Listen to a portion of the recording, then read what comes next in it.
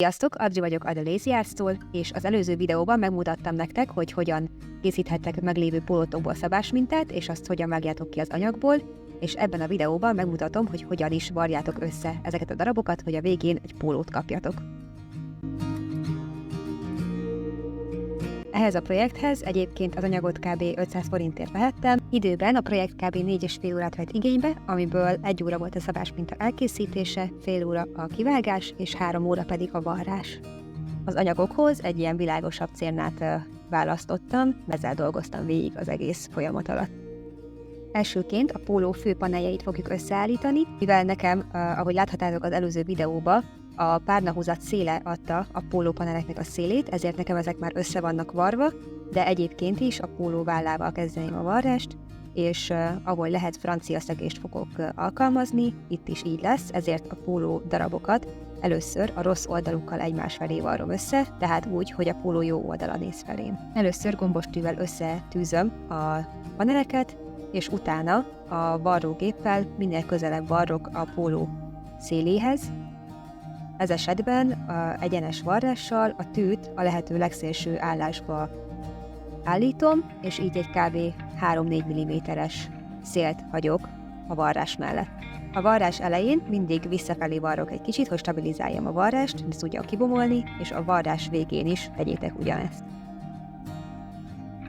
Arra is törekedni szoktam egyébként, hogy szimmetrikusan a póló vagy bármilyen ruha ugyanazon részeit ugyanabba az irányba varjam meg, tehát itt a nyaktól a váll felé vartam az első váll egyenest, és ezért a másik oldalon is a nyaktól a váll felé varrok. Igazából nem tudom, hogy ez tényleg segíti-e, hogy a ruha kevésbé csavarodjon, hogy jól öregedjen, mivel még nem varrok olyan sok ideje, hogy ez kiderüljön. Az évek majd megmutatják, hogy ez tényleg egy valós előnye ennek a fajta varrásnak.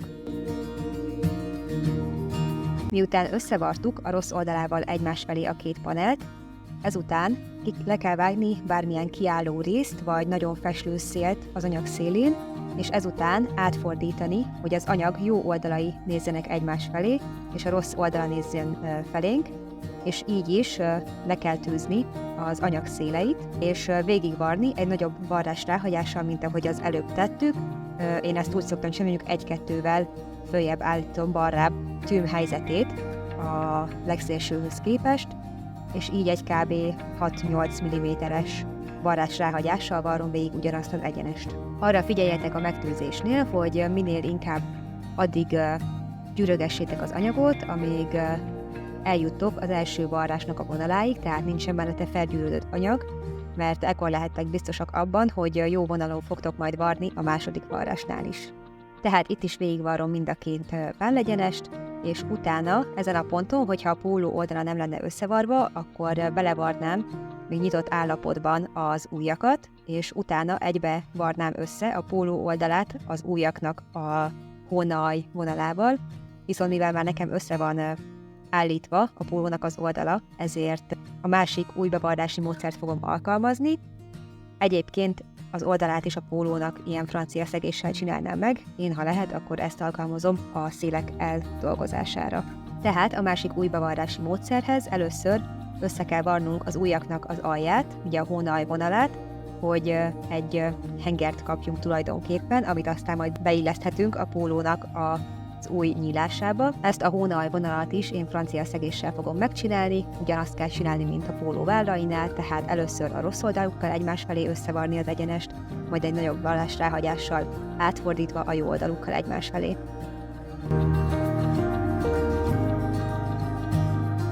Ha összevartam az ujjakat és hengereket kaptam ugye, akkor pedig beleillesztem a pólóba.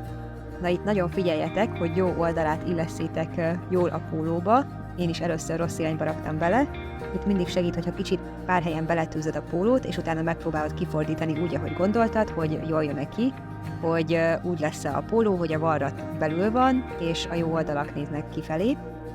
Ezt úgy tudod megcsinálni egyébként, hogyha kifordítod a pólót, és az ujjat viszont a jó oldalával kifelé tömöd bele a pólónak az új nyílásába, tehát a póló jó oldala néz az új jó oldala felé, és kívül is a póló rossz oldalát látod, és belül a lyukban az ujjnak a rossz oldalát, akkor a végén jól fog kijönni a varrásod, hogyha így varrod össze a darabokat.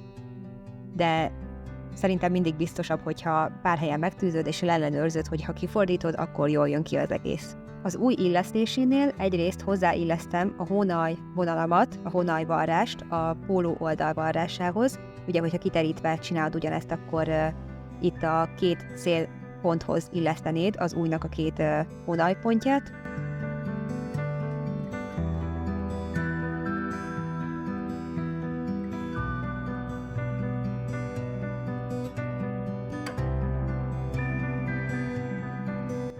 Aztán a középen megjelölt, egy kis csücsökkel megjelölt pontját hozzáillesztem a pólóvál varratához, illetve elvileg stimmelnie kell az egy csücsök, illetve két csücskös megjelölt előső és hátulsó részének az ujjnak, a pólópanelekhez.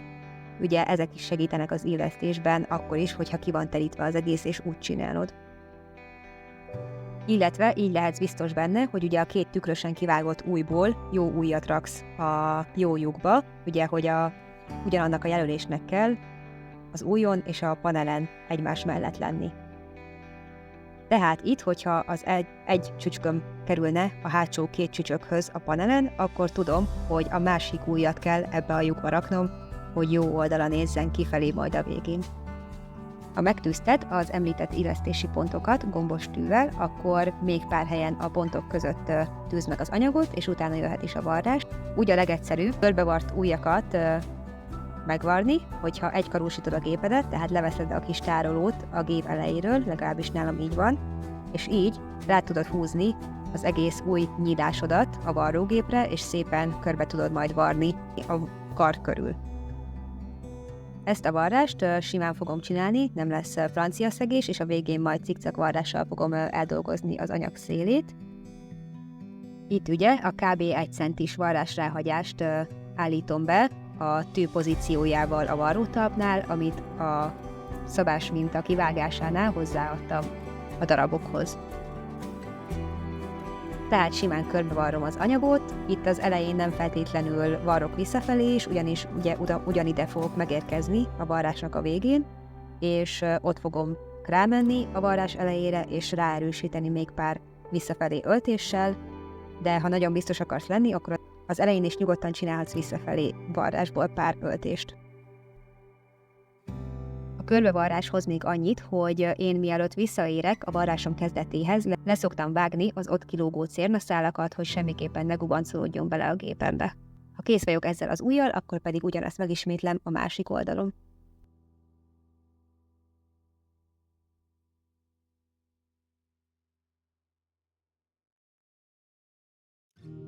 Ha kész vagyunk az ujjakkal, akkor már egészen pólóformája van a ruhadarabunknak, és ezután jöhet a nyaköv. Ennek a kivágásához először is remérem a kész pólópanelemnek a nyak nyílását. Ezt úgy csinálom, hogy az első oldal és a hátsó oldal közepét megfogom, és egyenesre kihúzom a póló nyakát, így már le tudom mérni, hogy milyen hosszú. Ugye ez egy teljesen merev pamutanyag, amivel én dolgozok, ezért az anyagból ferdén fogom kivágni a nyaknak való darabomat, hogy biztos lehessek benne, hogy egy minimális nyúlása van az anyagnak, és ezért rá fog tudni simulni a pólónyak görbületére. Ha jól emlékszem, akkor egy maximum 2 centis nyakvonalat akartam kapni a végén, úgyhogy valószínűleg egy 5-6 centis sávot vágtam ki a ferdén hajtott anyagomból, és ugye figyeljetek, hogy amikor lemértétek a nyakat, akkor ugye a felét mértétek le igazából, tehát kétszer annyi a nyaknak a teljes területe, mint amennyit lemértetek így a hajtáson, és azt szerint vágjátok majd ki a darabotokat. Alapesetben, hogyha stretches anyagból vartok pólót egyébként, akkor a nyakkövet simán félbe szoktuk hajtani, hogyha már egy gyűrűbe vartuk, és úgy illesztjük a pólóhoz, hogy simán az összehajtott nyakkövet hozzáillesztjük a pólónyaknak a széléhez, és egy egyenes varrással körbevarjuk. Viszont nekem, mivel ez most egy merev anyag, és félek, hogy nem fog szépen ugye beugrani a nyak, hogyha simán így megcsinálom, mivel hogy nem egy túl nyúlós anyagról van szó, és el fog állni, ezért én ferdeszalagszerűen csinálom meg ezt a nyakövet, ami annyit tesz, hogy körbe fogom zárni ezzel az anyagdarabbal a pólóm nyakát. Ehhez először a vasalóval elő kell készítenem a nyakpántot, hogy aztán majd jól tudjam használni. Először behajtok 1-1 centit az anyag két szélén, és ezt levasalom, majd az egészet félbehajtom, és úgy még egyszer átvasalom a darabot. Ha majd ferdászalagot fogtok készíteni bármilyen projekthez, az is nagyon hasonlóan fog egyébként kinézni, csak valószínűleg hosszabb darabokat kell majd megcsinálnatok. És vékonyabban.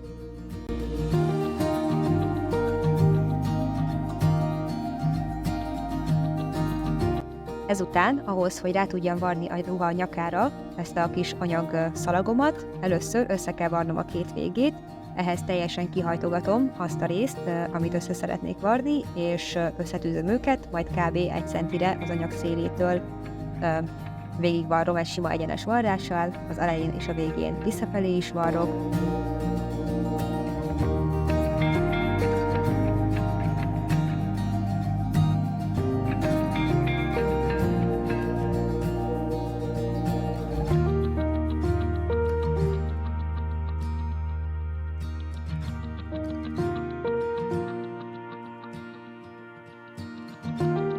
Ha összevartam a két végét, akkor pedig vasalóval két irányba szétvasalom a varrás ráhagyást, ezt nem kell átdolgozni, mivel a végén teljesen be lesz zárva anyagba.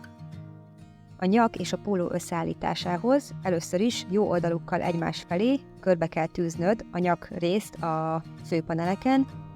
Én azt a varrást, ahol összevartam a nyakövet egy darabbá, azt az egyik vállvarratomhoz illesztettem, de ezt igazából bárhova rakhatod, ahol neked jobban tetszik.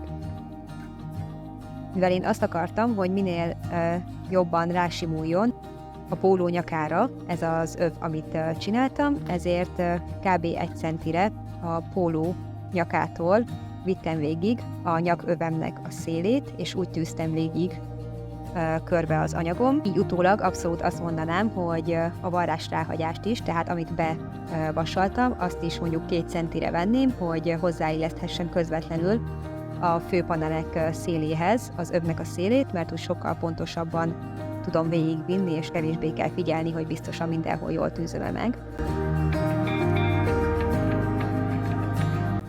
Ha körbe tűzted az egészet, akkor pedig jöhet ismét egy egyenes varrás, és ennél a módszernél behajtott élen kell végigvarnunk körbe a nyakat, úgy az egykarosított gépen, mint az új hónaljaknál, és tényleg arra figyelj, hogy ahol bevasaltad, behajtottad az anyagot, abban a mélyedésben vart végig a teljes nyakövedet.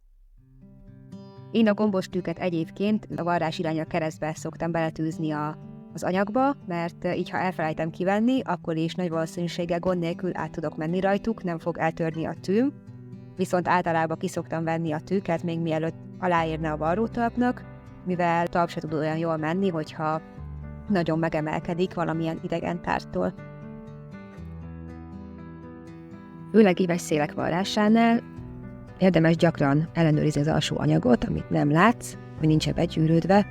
Nekem itt több ilyet is vissza kellett bontanom és javítani.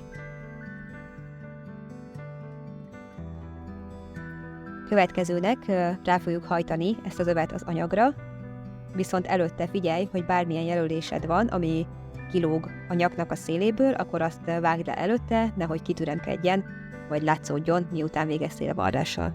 Hogyha ez megvolt, akkor pedig most fogjuk közrefogni a nyakövvel a pólónak a nyakát, tehát behajtod a feles hajtáson a nyakövet, ugye, amit levasaltunk, és a másik felemet, amit szintén bevasaltunk, én 1 centire, de hogyha a tanácsomat követed, akkor inkább 2 centire, hogyha te is ilyen nyakat szeretnél, azt pedig belülről ráhajtod az anyag másik oldalára. Ennél a hajtásnál, és ahogy tűzöd végig, arra kell figyelni, hogy a hátsó anyagrészet, tehát ami a ruha belseje felé van, a rossz oldala felé, az mindenképpen ott a behajtott vége az anyagnak fedjen rá az előző varrásra, amit végigvartunk a ruha külső oldalán, mert megint kívülről fogjuk végigvarni az egész pólónyakat, ugye egy kvázi látszó díszítő varrással, amit sokkal jobb, hogyha kívülről a póló jó oldala felől csinálsz, mivel akkor látod, hogy ez tényleg jó helyen varsz el, szép lesz kívülről, és hogyha belül a ráhajtott része az anyagnak teljesen ráfed és kicsit túlfed az előző varráson, amit végigvartunk, akkor biztos lehetsz benne, hogy a kívülről végigvart rész, az fedi a belső anyagot is, és meg fogja tartani. Hogyha végigtűzted a nyakat, akkor pedig megyünk a varrógéphez. Mindenféle varrásnál jó, hogyha figyelsz arra, hogyha van több anyag réteget tartalmazó rész, tehát mondjuk itt például az a rész, ahol összevartuk a nyakövetnek a két végét, jobb, hogyha nem ott kezdett teljesen a körbevarrásodat, mivel azon a részen nehezebben megy át a varrótalp, hanem vagy előtte, vagy utána kezdesz egy kicsivel, inkább utána, és a végén térsz vissza oda, amikor már kisebb az esély az elcsúszásnak, illetve nagyobb lendülettel tudsz varni, és könnyebben átmegy rajta a varrótalp. Én most először fogom kipróbálni a cipzár varrótalpat arra, hogy ilyen nagyon az élhez közeli varrást csináljak, mert itt fontos ugye, hogy lásd, hogy hol megy a tű, és hol van az a vonal, amihez közel szeretnél maradni, ami ebben az esetben a nyakövünknek a széle, amit előzőleg bevartunk, és ki akarom próbálni, hogy ezzel könnyebben megye, mint a cikcak varrótalppal. Ennél a szegélyvarrásnál azt tudom tanácsolni, hogy minél inkább legyen rajta a varrótalpad az anyagon, mert annál biztosabban fogja vinni a talp, és nem kell attól félned, hogy elcsúszik az anyag. Ezért én szeretek a varrótalp bal felén varni ilyenkor, és általában úgy szoktam csinálni, hogy a cikcak varrás intervallumának a széléhez szoktam illeszteni az élt, amihez közel szeretnék varni, és ettől egy kicsit jobbra állítom a tűt, és ezután csak azt figyelem, hogy ez a kettő egymáshoz képest jól van-e a varrótalpom alatt, tehát hogy az él az azon a ponton, azon a vonalon maradjon, amire eredetileg beállítottam. A cikcak varrótalp egyébként abban jobb volt, hogy jobban láttam az anyagot, és hogy mi történik, viszont sokkal kisebb felületen viszi az anyagot a gép, sokkal kisebb területen lépteti, és ezért én még mindig azt mondanám, hogy a cikcak varrótalp az jobb volt ehhez a szélvarráshoz is. Eddig jutottam a varrással tegnap, és megvartam a nyakat, és még be kell szegnem az ujjak szélét és az alját a pólónak. Amint látjátok, valamiért ez nekem soha nem sikerül, megint eláll a nyaka a pólónak.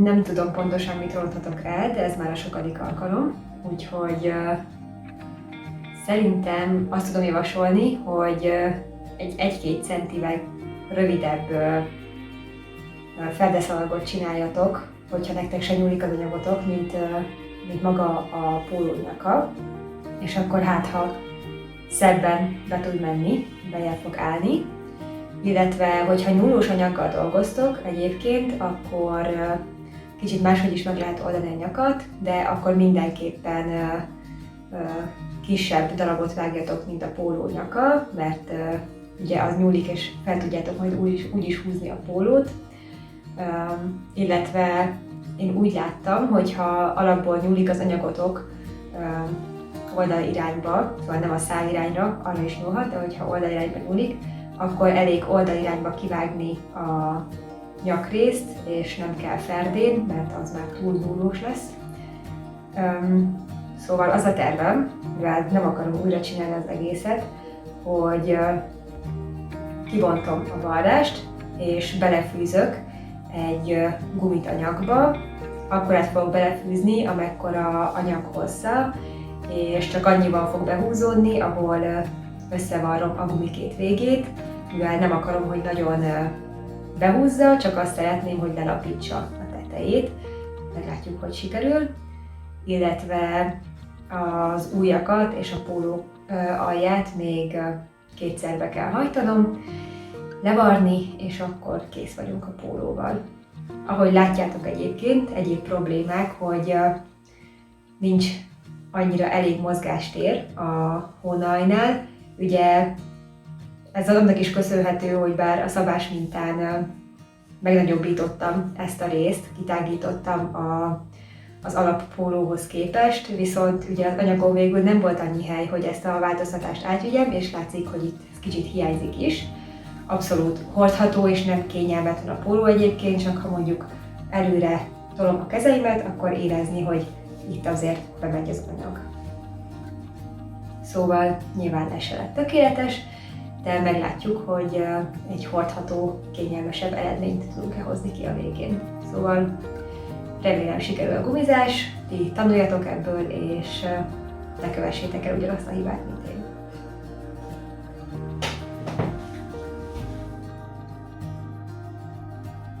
Sajnos a gumis megoldás, amit akartam, az nem jött össze, mert sehogy nem simult ki a gumi a nyakába a pólónak, ezért arra jutottam, hogy egy nem nyúlós anyagot rakok bele, ami most az én esetemben egy fonal, egy vastagabb fonal, amiből kb. Akkorát vágtam, mint a nyaknak a körkerülete, ugyanúgy, mint egy guminál, egy biztos tűt szúrtam a fonalnak a végébe, végigfűztem a nyakon, és miután végigfűztem benne, ugye a két végét kihúztam, és cikcakvarrással összevartam, ez se volt olyan könnyű, de megoldottam, majd pedig, miután ez megvolt, visszadúdostam a fonal végét, és a nyitott részét a nyaknak újra összevartam kívülről.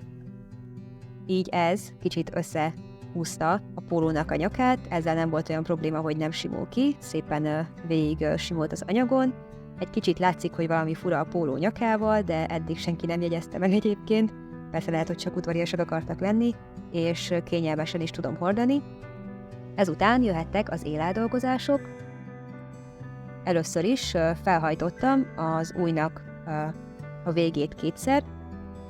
Ezt most vasaló nélkül csináltam, de egyébként, hogyha meg akarod könnyíteni az életedet, akkor minden ilyen élfelhajtást vasalóval csinálsz, mivel sokkal könnyebben és pontosabban ott marad ugye az anyag. Én kb. Kétszer 1 centit hajtottam föl, tehát először így kézzel ránézésre behajtottam 1 centit, egy helyen megtűztem, kicsit kisimogattam a kezemmel, mivel ez az anyag eléggé merev, ezért úgy maradt azáltal, hogy kicsit kifeszítettem, majd még egyszer kvázi ugyanennyit lehajtottam az ujjból, és végig tűztem, majd pedig végigvartam a varrógéppel.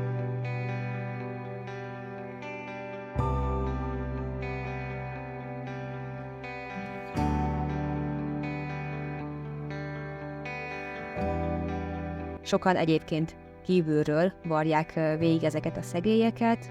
Én most kényelmesebbnek találtam bentről varni, és itt is az történik, hogy a varrógép felületeden, vagy a varrótalp széléhez, vagy pedig egy vonalhoz, ami jól jön ki neked, beállítod a ruhádnak a szélét, és lehetőleg viszonylag közel varsz a belső felhajtott szélhez, mivel akkor fog belülről is jól kinézni a ruhadarabod, hogyha ehhez a szélhez is minél közelebb varsz.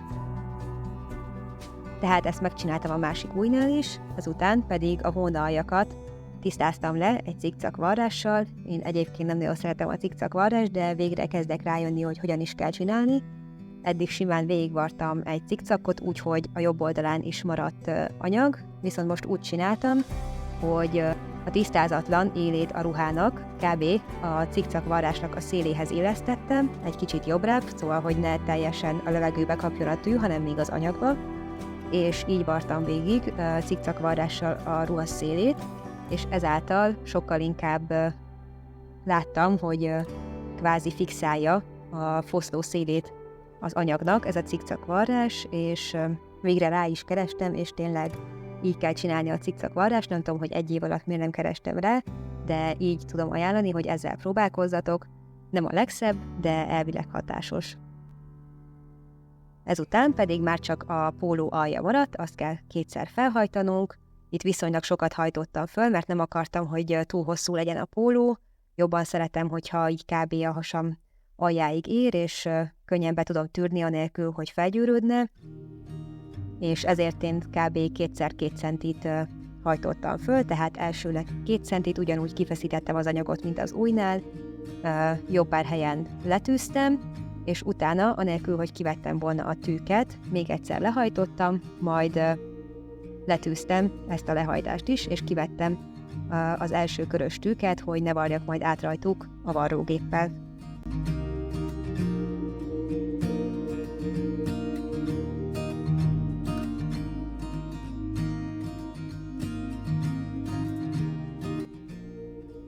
Miután végigtűztem az anyagot, azután pedig nekiálltam és végigvartam a varrógéppel, szintén a ruha belsejéből, de ezt is ugyanúgy lehet a ruha külső feléről csinálni, hogyha mindenképpen látni akarod, hogy néz ki a varrásod, illetve, hogyha más színű cérna van az orsón, mint a felső cérna, én sokszor varrok így, mert szeretem elhasználni a maradék cérnákat az orsókról, akkor mindenképpen ugye felülről kell annak a cérnának lennie, aminek jó a színe a ruhadarabodhoz.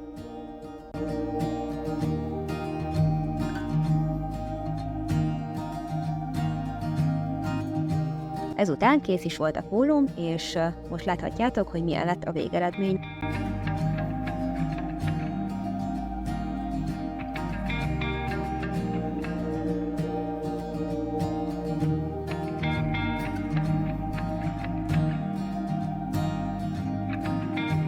Köszönöm, hogy végignézted a videómat. Ha bármilyen kérdésed vagy hozzászólásod van, akkor írd meg a komment szekcióban, illetve iratkozz fel, hogyha tetszenek a videóim, és nézd meg a többi varrással kapcsolatos tartalmamat is. Adri voltam a The Lazy Arts-tól. Sziasztok!